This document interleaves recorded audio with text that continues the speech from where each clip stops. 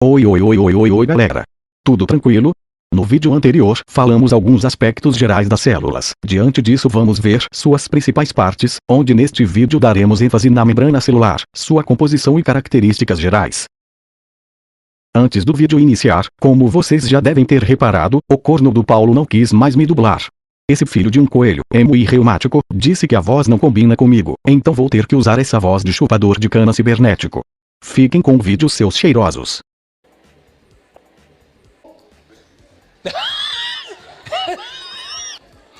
Tá bom.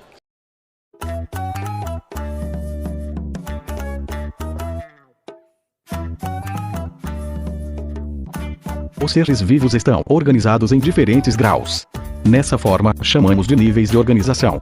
Começando pelos átomos, que são as menores porções de matéria, formados por prótons, nêutrons e elétrons. Então, quando esses átomos se unem com outros átomos, sendo o mesmo átomos ou átomos diferentes, formam-se as moléculas. Eu não entendi o que ele falou. Por exemplo, a molécula de água. Ela é formada por dois átomos de hidrogênio e um de oxigênio, ou a molécula de gás carbônico, que é formada por um átomo de carbono e dois de oxigênio. Quando essas moléculas se unem, formamos as membranas. As membranas se unem e formam as organelas ou organoides. Essas estruturas são análogas ao órgão, só que órgãos microscópicos que estão dentro das células. As organelas formam as células, e a junção de muitas células formam os tecidos, mas por enquanto, vamos focar apenas nas células. Para iniciar é bom saber que a maioria das células são divididas em três partes: membrana plasmática, citoplasma e núcleo. A membrana plasmática é a parte mais externa da célula, enquanto o citoplasma ocupa a porção intermediária, onde ficam várias estruturas, chamadas organelas citoplasmáticas, que são de extrema importância para o metabolismo celular. Por último, e não menos importante, o núcleo. Essa é a porção mais interna da célula, onde se localiza o material genético, o DNA. Contudo, hoje daremos ênfase na membrana plasmática. A membrana plasmática apresenta funções importantes para a vida da célula, tais como proteção, revestimento e a permeabilidade seletiva. Mas professorzinho, que troço é esse de permeabilidade seletiva? A permeabilidade seletiva é a capacidade da membrana selecionar o que entra e o que sai da célula. Dessa forma, a membrana impede com que seres e substâncias entrem, assim protegendo-a. Porém, a membrana permite que substâncias essenciais entrem na célula. Ei, camaradinha, deixa eu entrar. Vai, deixa, por favor, vai, diz que sim, vai. Não.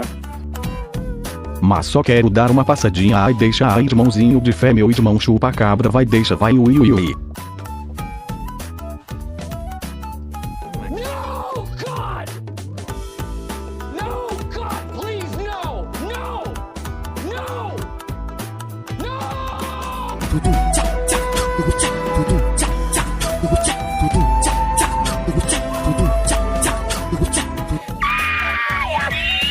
Mas quando se trata de substâncias boas para a célula, ela deixa passar numa boa. Me beija, seu gostoso, vai, ai, ui. Que demais! Ai, que delícia! Agora que já falamos das funções, vamos entender a composição da membrana plasmática. É claro. Assim como um muro é formado por vigas, tijolos e cimento, a membrana também apresenta pequenas estruturas que montam sua composição. O mais abundante deles são os fosfolipídios.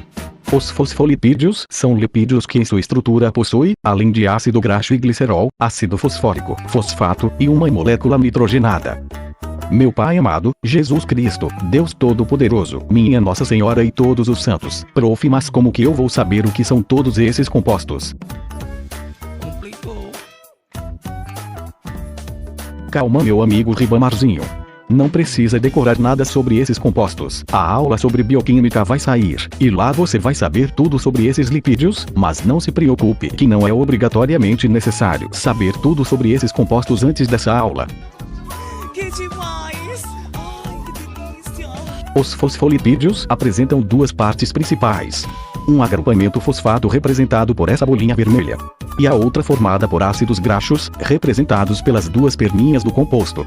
Por apresentarem duas partes com compostos diferentes, os fosfolipídios apresentam dois compostos com polaridades diferentes. Professor querido do meu coração. Desculpa interromper mais uma vez, mas que diabos é essa paradinha de polaridade? A polaridade, de forma simples, é a capacidade de um elemento interagir com a água. Como por exemplo, os ácidos graxos são tipos de gorduras, e esses elementos não se misturam com a água, por isso são conhecidos como compostos apolares. Por outro lado, existem compostos que apresentam bastante afinidade com a água, como é o caso do fosfato presente no agrupamento, que formam aquela cabecinha linda e vermelhinha dos fosfolipídios. Como podemos ver, os fosfolipídios apresentam duas partes com polaridades diferentes. O agrupamento fosfato possui afinidade com a água, por isso falamos que essa região é polar ou hidrofílica. Ou seja, hidro significa água e fílico remete à afinidade. Enquanto os ácidos graxos, que formam as duas caudas, são apolar ou hidrofóbica, sendo hidro designação para a água e fóbico referindo-se à aversão. Dessa forma, hidrofóbico quer dizer que o composto não apresenta afinidade com a água. É mesmo, é?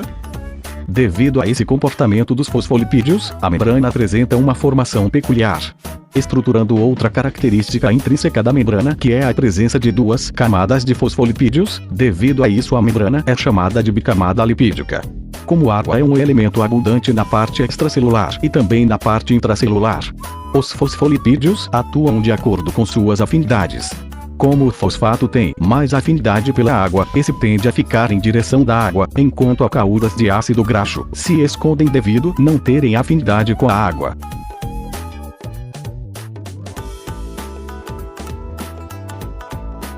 Outras estruturas que também compõem a membrana plasmática são as proteínas. As proteínas podem ser integrais ou periféricas. As integrais são aquelas que estão inseridas entre os fosfolipídios e conectam o lado externo e o lado interno da célula. Já as periféricas, como o próprio nome já diz, são aquelas que ficam na periferia da célula, ou seja, na superfície da membrana. Agora todas as peças se encaixaram. As proteínas apresentam diversas funções na membrana, como o reconhecimento de substâncias, onde algumas glicoproteínas atuam reconhecendo e recebendo substâncias do meio externo. Também atuam no transporte de substâncias, ou seja, algumas proteínas funcionam como túneis de passagem dessas substâncias, envolvendo transportes ativos e passivos, que estudaremos futuramente.